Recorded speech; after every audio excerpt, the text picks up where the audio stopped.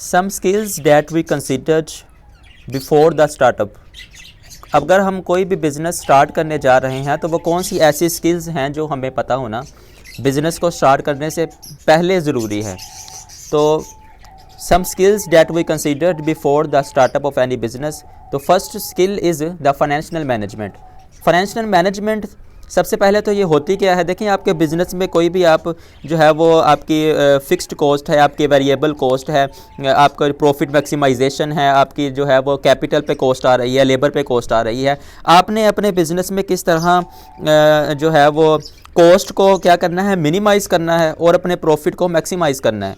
यही एक एंटरप्रेन्योर का मकसद होता है ना, अपने जो है वो कॉस्ट को वो क्या करता है, मिनिमाइज़ करता है और प्रॉफिट को मैक्सिमाइज़ करता है।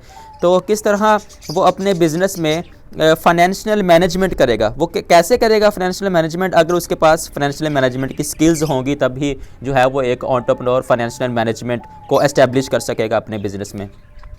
इसके लिए अगर आप जो है वो बिज़नेस के डिग्री होल्डर हैं, आपने एमबीए किया है या बीबीए किया है या कोई भी आपने बिज़नेस के रिलेटेड डिग्री की है, आप जो है वो डिग्री होल्डर हैं, तो फिर तो आपको फाइनेंशियल मैनेजमेंट का एक्स्ट्रा कोर्स करने की ज़रूरत नहीं है, क्योंकि उस कोर्स में भी फाइनेंशियल मैनेजमेंट के बारे में स्टूडेंट्स को पढ़ाया जाता है।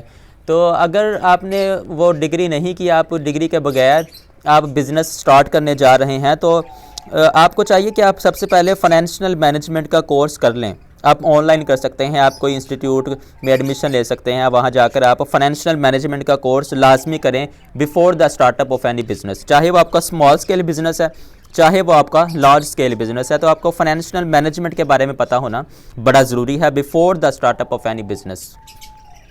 इसके बाद जो नेक्स्ट स्किल है वो है टाइम मैनेजमेंट। देखिए टाइम मैनेजमेंट, आप टाइम को मैनेज कैसे करते हैं। टाइम मैनेजमेंट के लिए बाज़-औक़ात टू डू लिस्ट बनाई जाती है, आपने इस टाइम में ये काम करना है, इस टाइम में ये काम करना है, तो ये तो हो गया टाइम मैनेजमेंट। देखें टाइम मैनेजमेंट से ज़्यादा इंपॉर्टेंट एक और चीज़ है तो वो भी टाइम मैनेजमेंट के रिलेटेड ही, लेकिन वो है फोकस मैनेजमेंट। आपका फोकस कहाँ पे है। आप सुबह से शाम तक आप जो कुछ करते हैं वो सारा कुछ करने में आपका फोकस क्या आपके बिज़नेस को डेवलप कर रहा है। अपने आप दूसरे काम भी कर रहे हैं, लेकिन आपका जो फोकस है वो बिज़नेस के ऊपर है। आपके जो सुबह से शाम तक जो आपके ज़िंदगी के मामलात हैं वो ऐसे होने चाहिए कि वो आपके बिज़नेस को ग्रो करने में आपकी हेल्प करें।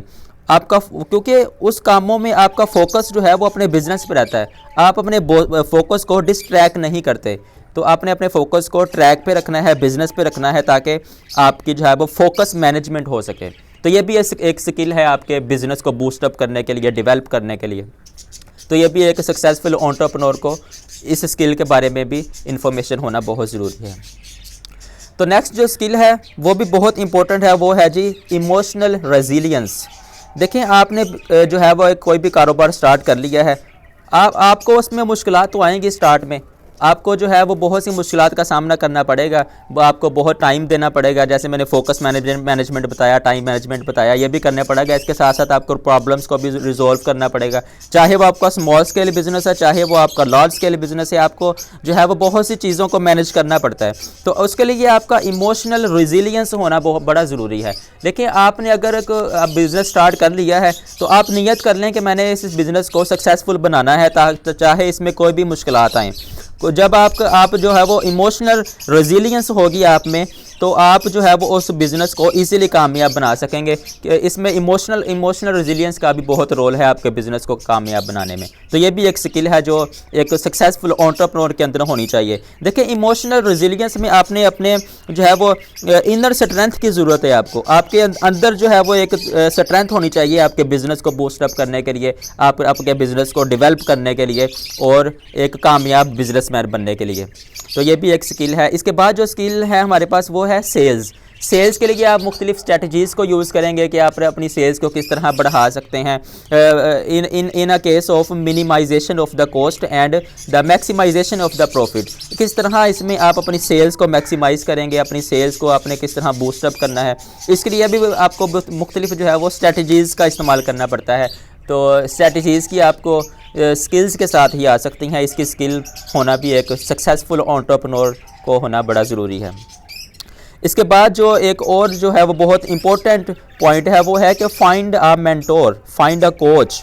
आपको ऐसी कोचिंग की बहुत ज़रूरत है, आपको एक ऐसे मेंटोर की बहुत ज़रूरत है जो आपके बिज़नेस को बूस्टअप करने में आपकी हेल्प करेगा। जहाँ भी आपका बिज़नेस जो है वो खुदा ना खास्ता अगर कोलैप्स होने लगता है, तो वो जो आपका मेंटोर होगा वो आपके बिज़नेस को कोलैप्स होने से बचा लेगा, क्योंकि उसने पहले बिज़नेस का एक्सपीरियंस होता है उसके पास। तो आप एक्सपीरियंस वाला आप मेंटोर ढूंढेंगे, उस मेंटोर के ज़ेरे निगरानी आप बिज़नेस करेंगे जब, तो आपका बिज़नेस बहुत जल्द कामयाब होगा। Thank you so much.